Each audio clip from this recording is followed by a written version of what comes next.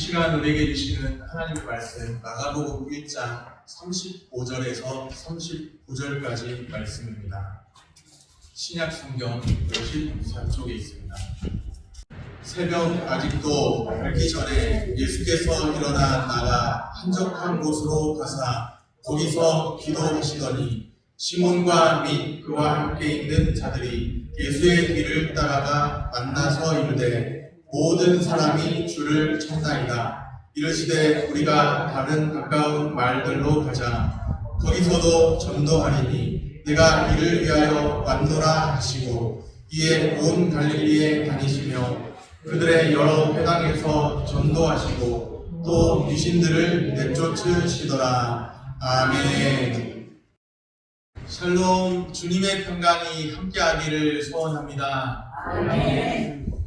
요즘에는 볼 시간도 여유도 없지만 예전에 한창 무협영화 볼 때가 있었는데요. 무협영화를 보면은 복잡한 강호를 떠나서 은둔하는 인둔 고수들이 있습니다. 무공으로 천하를 다 제압하고 평정한 이후에 천하제일이라는 그 모든 명예를 다 내어버리고 그냥 사랑하는 사람과 함께 떠나는 거예요. 그 모습을 보면서, 그 장면을 보면서 야, 참 낭만적이다. 천하제일의 그 모든 세계를 다 평정해 놓고는 떠나는 그 모습이 낭만적으로 보였습니다. 우리는 많은 사람과 더불어서 일상이라고 하는 복잡한 곳에서 살아가고 있죠. 또 내일부터 당장 또 월요일이면 또 하루 아침 일찍 일어나서 또 출근해야 될 생각부터 나시는 분도 계실 텐데 많은 사람과 또 많은 일들과 복잡하게 얽혀서 분주한 그 일상을 복잡한 곳에서 살아갑니다. 복잡한 곳에서 사는 우리에게는 필요한 것이 있는데 한적한 곳이 필요합니다. 한적한 곳을 경험해 본 사람이 복잡한 곳에서의 삶도 잘 감당할 수 있습니다. 충전을 좀 잘 누려보는 사람이 더욱더 복잡한 곳에서의 그 일상을 잘 감당할 수가 있다는 것이죠. 우리 예수님께서는 한적한 곳을 찾아가셨습니다. 35절 말씀입니다. 새벽 아직도 밝기 전에 예수께서 일어나 나가 한적한 곳으로 가사 거기서 기도하시더니 예수님의 하루는 새벽 아직도 밝기 전에 시작되었습니다. 굉장히 일찍 일어나신 거죠. 밝기도 전에. 부지런하셨던 것 같아요. 예수님은 한적한 곳을 일어나셔서 어디로 가셨냐면 한적한 곳을 찾으셨습니다. 한적한 곳은 아마도 인적이 드문 곳, 광야지대였던 것 같습니다. 예수님이 한적한 곳으로 가셔서 하신 일이 기록되어 있는데 무엇이죠? 기도입니다. 기도. 한적한 곳에서 기도하셨습니다. 새벽 아직도 밝기 전에 제일 첫 시간을 따로 떼어서 기도하셨다는 것이죠. 예수님께서는 우리가 잘 아는 것처럼 늘 하나님 아버지의 뜻을 구하셨습니다. 십자가에 달리기 전날에도 어떻게 기도하셨나요? 이 잔을 내게서 지나가게 없어서 그러나 내 뜻대로 마옵시고 아버지의 뜻대로 되기를 원하나이다. 십자가를 지시기 전날에도요, 아버지의 뜻대로 되기를, 아버지의 뜻을 구하셨습니다. 하나님 아버지와 늘 한적한 곳에서 제일 첫 시간에 주님과 소통하기를 원하셨습니다. 새벽 아직도 밝기 전은 하나님 아버지와의 소통을 위해 구별된 시간이죠. 한적한 곳은 하나님 아버지와의 소통을 위해 구별된 장소입니다. 하루하루 구별된 시간, 구별된 장소가 우리 주 예수님께 있었습니다. 오늘 우리는 어떤지 돌아보면 좋겠습니다. 한적한 곳에서 제일 첫 시간을 주님과 함께하는 그런 마음, 늘 주님께 묻고 하루를 시작하기 원하는 그런 마음. 물론 이제 사정이 있어서 교회당에 예배당에 못 나올 수 있다 하더라도 나의 한적한 곳을 이렇게 따로 구별해 놓고 또 첫 시간을 주님과 함께 시작하면서 그렇게 시작하는 모습이 우리에게 있는지 돌아보면 좋겠습니다. 예수님은 모든 일을 임의로 자의대로 행하지 않으셨습니다. 하나님 아버지의 뜻대로 행하셨습니다. 기억하시기를 바랍니다. 기도하지 않고 하나님 아버지와 교통하지 않으면 어떻게 되나요? 하나님 아버지와 교통하지 않으면 그러면 하나님 아버지의 뜻이 아닌 내 뜻대로 임의대로 자의대로 행할 수밖에 없습니다. 예수님 주변에 많은 사람이 몰려들었죠. 그들은 모두 예수님을 찾았습니다. 37절 말씀입니다. 만나서 이르되 모든 사람이 주를 찾나이다. 진실로 그렇게 되어야 합니다. 모든 사람이 주님을 찾아야 합니다. 그런데 여기서 모든 사람이 주를 찾는다 말씀할 때 그들은 열광적으로 주님을 찾았다는 뉘앙스가 담겨 있습니다. 그들은 왜 그토록 주님을 찾았을까요?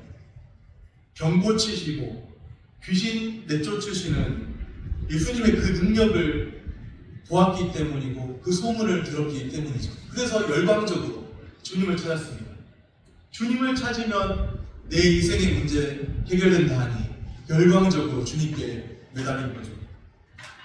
안타깝게도 그들은 아직 예수님이 누구신가를 제대로 알지 못합니다. 그들이 예수님을 따르는 동기는 단순하죠. 왜 예수님을 따르나? 예수님 안에서 충만함으로 인한 하나님 나라를 보고 따르는 것이 아닙니다.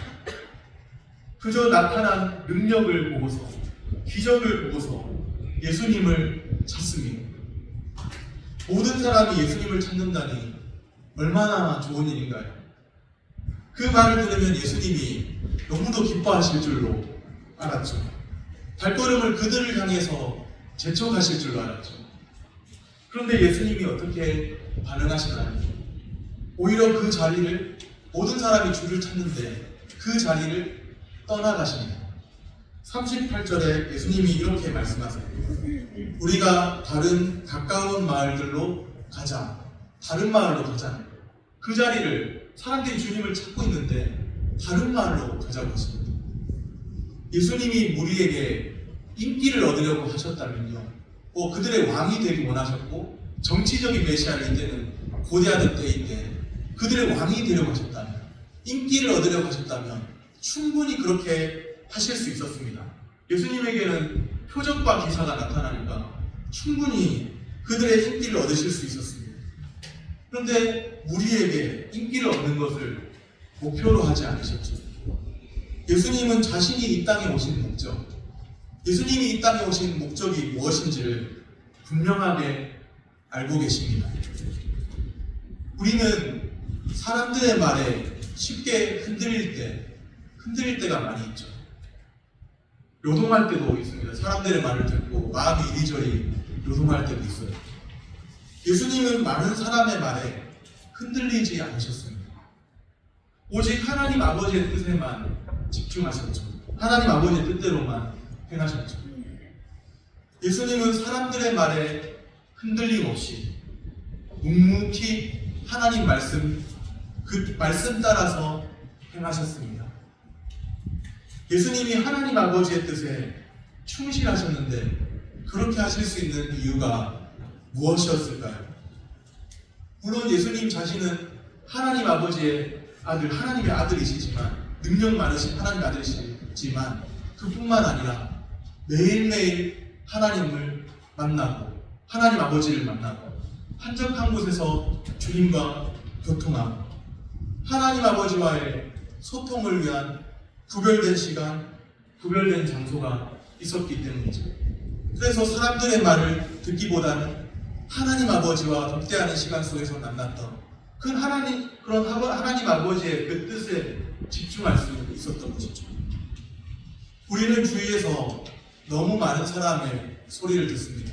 때로는 사람의 소리 듣다가 열받기도 하고, 때로는 사람이 나에게 한마디 하면 뭔가 날씨도 더운데 사람의 소리 듣고 사람의 소리에 마음이 흔들리고, 그것이 우리지 않습니까?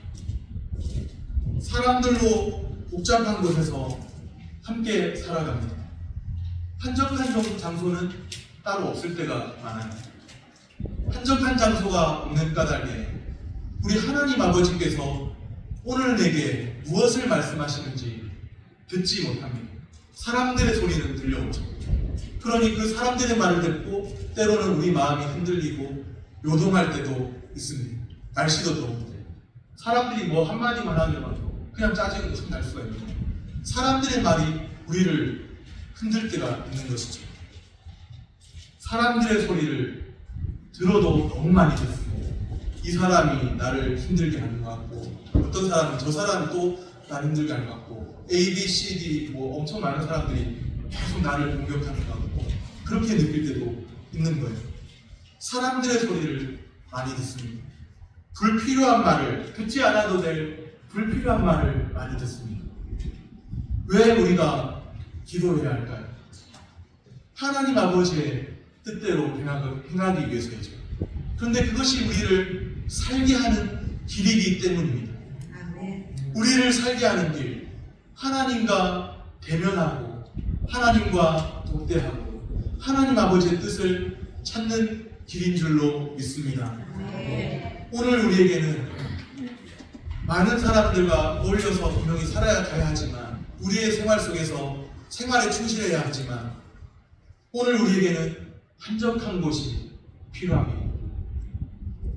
복잡한 일상에서 벗어나 많은 사람들의 그 목소리로부터 벗어나 하나님 아버지의 말씀을 듣는 시간, 하나님 아버지의 말씀에 귀 기울일 수 있는 장소, 그 시간과 장소가 필요합니다.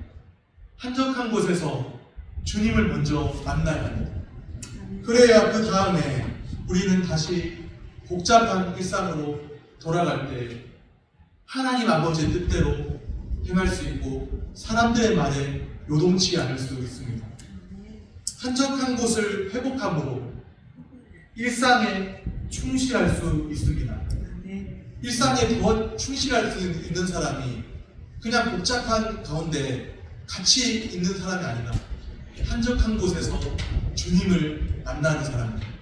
하나님 아버지의 뜻을 알고 찾고 구하는 사람입니다. 한적한 곳을 회복함으로 일상에 충실할 수 있습니다. 한적한 곳을 회복하고 우리에게 주어진 그 일상에 충실하시기를 바랍니다.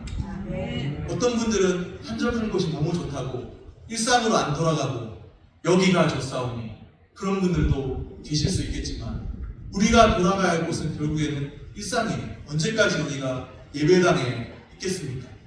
일주일에 한 번 또는 뭐 주일에, 수요일에, 금요일에 모이시는 분들은 3번, 또는 뭐 매일 새벽에 모이시는 분들은 일주일에 뭐 6시간, 7시간 더 이렇게 주님 앞에 모여서 있겠죠.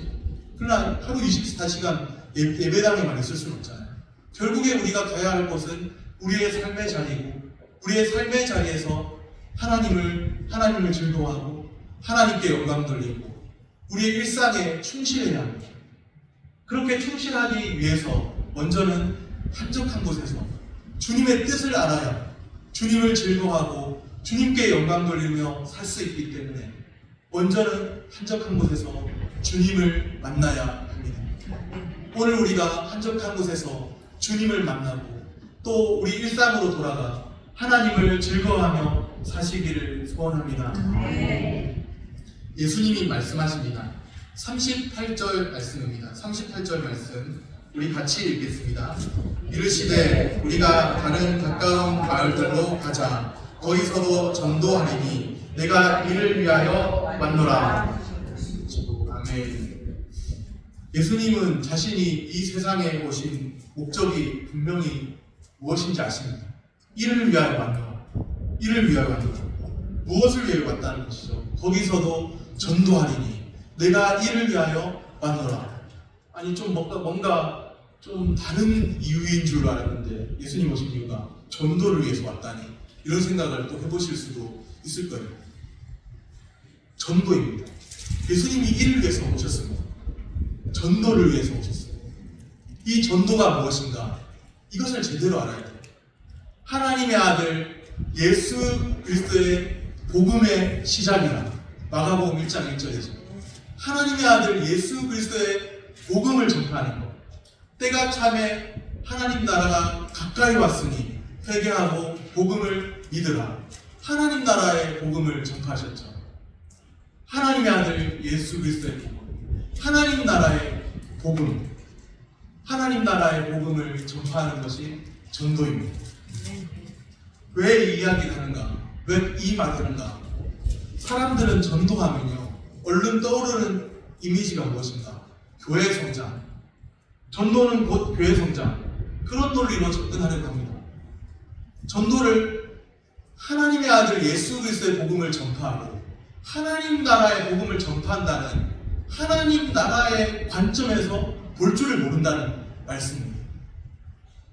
예수님이 이 땅에 오셔서 사람들은 예수님을 찾았는데 병고침 받고 귀신이 내쫓겨 나가고 그런 기적들만 보면서 예수님 안에 충만하게 임한 하나님 나라를 보지 못했습니다. 그런데 전도도 마찬가지예요. 하나님 나라의 관점으로 전도를 볼 줄 알아야 되는데 하나님의 아들 예수 그리스도의 복음이 전파되고 하나님 나라의 복음이 전파되고 전도를 그렇게 볼 줄 알아야 하는데 전도를 하나님 나라 관점에서 볼 줄 몰라요. 전도를 강조하면서 자연스럽게 교회 성장을 떠올리죠. 교회 성장 중요한가요? 안 중요한가요? 중요합니다. 안 중요한 거 아니에요. 중요한 거예요. 중요합니다. 그런데 교회 성장이 성경적 의미에서의 교회 성장이어야 합니다. 성경적 의미에서. 분명히 여기서 전도는 하나님 아들 예수 그리스도의 복음, 하나님 나라의 복음, 그런 하나님 나라를 전파하는 것이 전도인데 그냥 사람 끌어모으는 게 전도가 아니잖아요. 그런데 전도를 오해하면 사람 끌어모으기식의 교회 성장으로 생각할 수가 있다는 거예요. 그래서 전도 내가 이를 위하여 왔다 이렇게 말씀하시는데 전도를 위해서 왔다고? 뭐야, 전도를 위해서 왔다는 말이야 예수님이? 그렇게 생각하는 겁니다. 혹시 이 말씀을 대면하면서 예수님께서 전도 내가 이를 위하여 왔노라 하셨는데 이 말씀을 들으면서 전도를 위해서 오셨다고? 내가 생각한 것과 다르네? 그러면 벌써 전도를 오해하고 있는 거예요. 전도가 무엇인가를 모르고 있는 거예요. 오늘날 한국교회에 위기가 찾아온 까닭이 여기에 있습니다. 성경적인 본질, 복음의 본질을 보지 못하고 물량주의적인 접근으로 전도를 이해했기 때문입니다. 정작 전도를 사명으로 말씀하신 예수님, 내가 이를 위하여 왔노라 말씀하신 예수님은 많은 사람을 끌어모으는데 관심이 있지 않았다는 거예요. 많은 사람이 주를 찾나이다. 모든 사람이 주를 찾나이다. 그렇게 말씀하실 때 사람 끌어모으기에 관심이 있으셨다면 그 자리를 떠나실 필요가 없습니다. 그 사람들에게 찾아가셔서 설득하시고 그 사람들을 내 사람으로 만들고 그러면 되죠. 그런데 그렇지 않다는 거예요. 사람들은 부흥의 척도를 종종 오해합니다. 아직도 부흥의 척도를 사람들이 많이 모여 있으면 사람들이 많이 모인 그 숫자로 부흥의 척도를 생각해요. 아직도 그런 경향이 상당히 많은 것이 사실입니다. 전도하면 얼른 교회 성장부터 떠올리는 것은 바로 그런 이유입니다. 전도했을 때 하나님의 아들 예수 그리스도의 복음을 전파한다. 전도했을 때 하나님 나라의 복음을 전파한다. 그렇게 생각한다면 이 전도를 제대로 이해하는 것인데 전도했을 때 얼른 떠오르는 이미지가 교회 성장부터 우리 예배당 채워야지 요거부터 생각한다면 잘못 생각하고 있다는 겁니다. 하나님의 아들 예수 그리스도의 복음이 전파되어야 되고 하나님 나라의 복음이 전파되어야 합니다. 사람들은 상당히 숫자에 민감해요. 숫자에 민감합니다. 저 역시도 왜 안 민감하겠어요? 민감하죠. 그러나 기억하시기를 바랍니다. 모든 사람이 주를 찾나이다. 무슨 사람들이 그렇게 말할 때 예수님은 그들을 찾아가시지 않았어요. 오히려 그 자리를 떠나가셨습니다. 예수님이 사람 숫자에 그토록 관심이 많았다면, 사람 끌어모으는 데 관심이 많았다면 그들을 찾아가셔야죠. 그들을 찾아가셔서 내가 너희들 기다리던 메시아다 그러면서 그렇게 말씀하시면 얼마나 많은 사람들이 따르고 왕으로 받들고 그렇게 하겠습니까? 얼마나 많은 사람들이 모여들겠어요. 그런데 그렇게 우리를 설득하지 않으십니다. 그들 앞에서 더 많은 기적을 행세하고 그렇게 하지 않으시고 그 자리를 떠나가신다는 것. 오늘 말씀을 통해서 우리가 분명하게 알아야 할 것이 있습니다. 많은 사람을 모으는 것과 전도는 전혀 상관이 없다는 사실입니다. 많은 사람을 모으는 것과 전도는 상관이 없습니다. 물론 많은 사람이 모인다는 것은 분명히 좋은 일이에요. 분위기도 달라지고 우리 교회당에 더욱 많은 사람들이 모이기를 저는 원합니다. 발 디딜 틈도 없이 꽉꽉 그냥 들어찼으면 좋겠어요. 2층까지도 여기 금단까지도 그랬으면 좋겠어요. 그런데 많은 사람이 모이는 것이 곧 전도는 아니라는 거예요. 거기에 하나님의 아들 예수 그리스도의 복음이 빠져 있으면, 하나님 나라의 복음이 빠져 있으면 아무리 1000만 명이 모여도요, 1600만 명 한때 우리나라 교회 숫자가 1600만 신도 이렇게 이야기했는데, 그렇게 다 모여도요, 거기에 하나님의 아들 예수 그리스도의 복음이 없으면, 하나님의 아들 예수 그리스도의 복음의 시간이다. 하나님 나라의 복음, 때가 참에 하나님 나라가 가까이 왔으니 회개하고 복음을 믿으라. 그 메시지가 없다고 한다면 그것은 사람을 아무리 많이 끌어모아도 전도가 아니라는 사실이에요. 아예 사람 숫자와 전도는 상관이 없습니다. 상관이 없어요. 사람이 많이 모이면 참 좋은 것이죠. 너무 좋죠. 그러나 그것이 곧 전도 자체는 아니에요. 전도의 접촉점이 될 수는 있겠죠. 더욱 많은 사람들이 모여서 그 사람들로 인해서 또 다른 사람이 모이고 전도의 접촉점이 될 수 있을지는 모르겠어요. 그러나 거기에 하나님의 아들 예수 그리스도의 복음이 빠져 있습니다. 하나님 나라의 복음이 빠져 있으면 사람을 우리 대한민국에 있는 전 숫자를 끌어모은다 해도 전도가 아닙니다. 거기에 복음의 메시지가 빠져 있다면 전도가 아니라는 거예요. 많은 우리가 보는 것이 무엇일까요? 예수님 안에서 충만함으로 임한 하나님 나라를 보는 것이 아니에요. 그것과는 전혀 상관없이 병고침 받고 또 귀신이 쫓겨나가고 그저 그 능력에 놀라워합니다. 그 능력 때문에 주님을 찾습니다. 하나님의 아들 예수 그리스도를 알고 예수님이 누구신가를 알아서 주님을 찾는 게 아니고요, 다른 이유로 주님을 찾는다는 거예요. 교회당에 나오신 분들 중에도 다른 이유로 찾는 분이 많아요. 다른 이유로.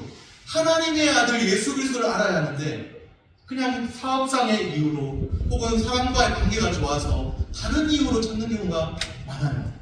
제가 보니까 그래요. 다른 교회에 있을 때도 그렇고 그래요. 그냥 어떤 사업상의 이유로 나왔다고 했다가요, 그냥 뭔가 자기네 물건 안 팔아주니까 가버려요. 그런 걸 비일비재하게 봤습니다. 등록했다가 어느 식당이었는데 자기네 장사를 안 팔아준다. 그래서 말은 안 하지만 어느 순간에 조용히 사라집니다. 왜 그럴까요?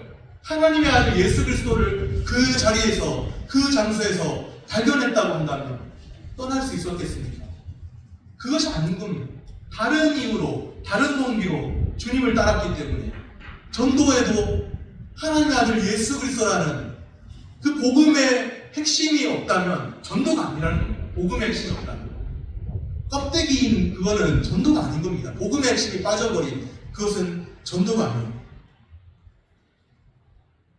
우리가 주님을 찾는 그 수준이 오늘날 교회의 현실이고 현 주소입니다. 그 형편없는 수준으로 마가가 강조하는 전도마저도 색안경을 끼고 보죠. 하나님 나라의 복음 전파인 전도를 물량주의적인 양적 성장으로 바꿔버린 것이 한국교회의 현 주소입니다.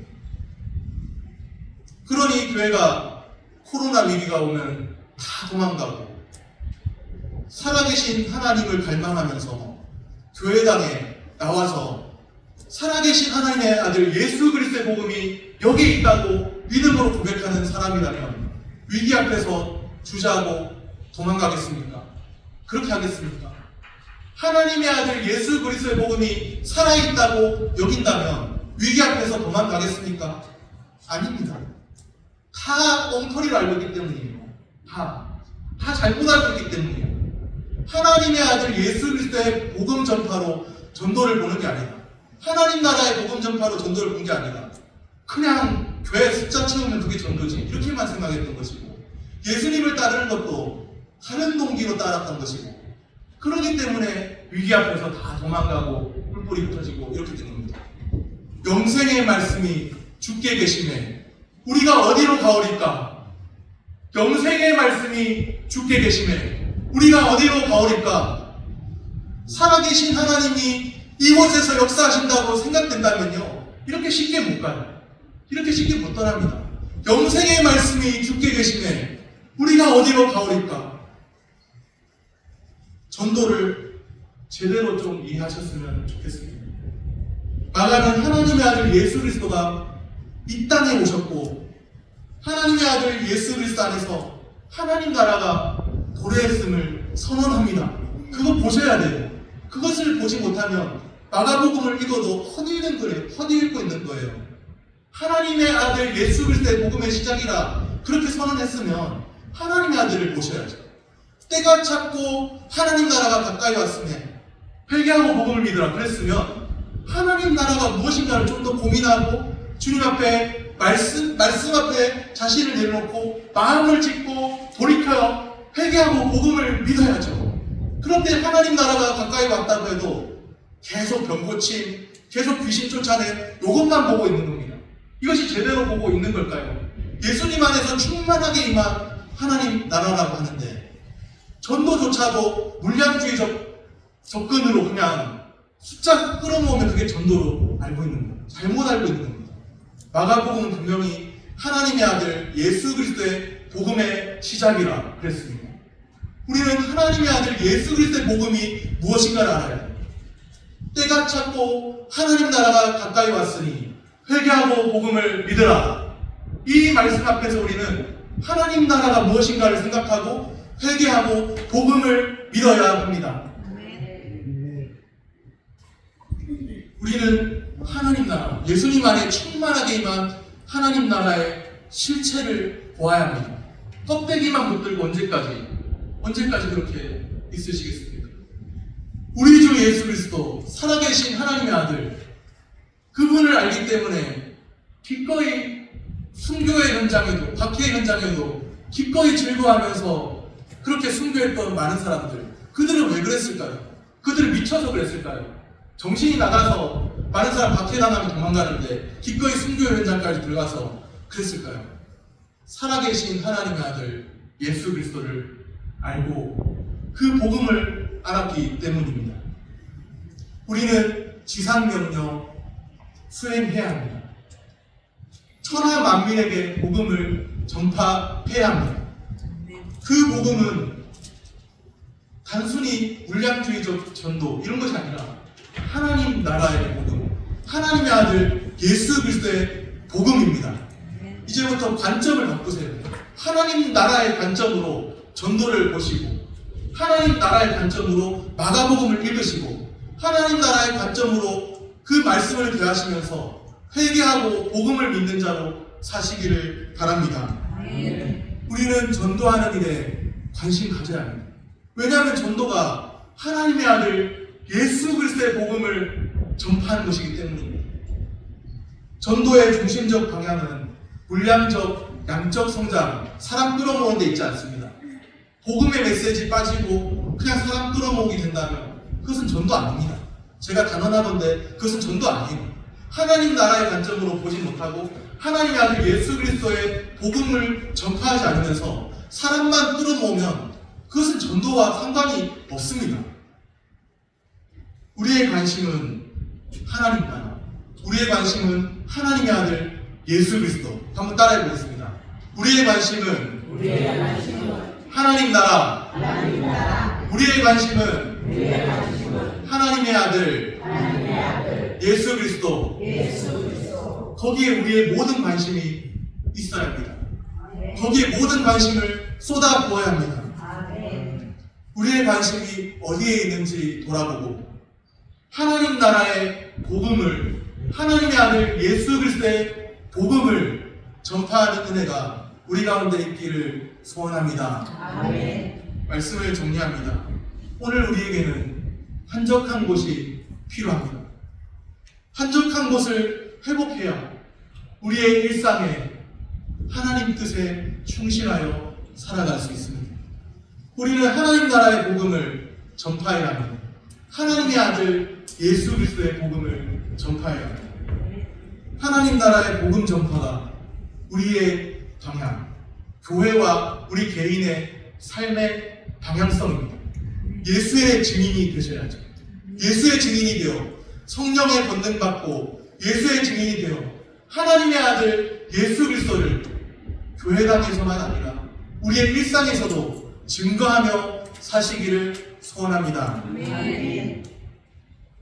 한적한 곳을 회복하고 하나님 나라의 복음을 전파하는 은혜가 우리 가운데 있기를 축복합니다. 아멘. 기도하겠습니다.